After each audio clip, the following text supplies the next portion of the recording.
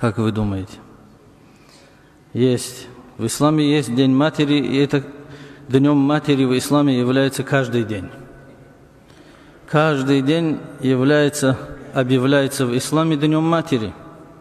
Абу Хурайра, радiyallahu анху, обращается к посланнику Аллаха и говорит: «Ман ахаккун наси бихусни сахабати», говорит он: «О посланник Аллаха, кто больше заслуживает моего доброго обращения?»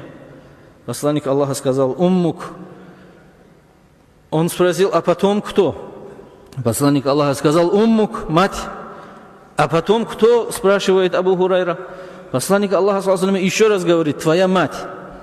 Только в 4-й раз сказал: «Потом отец».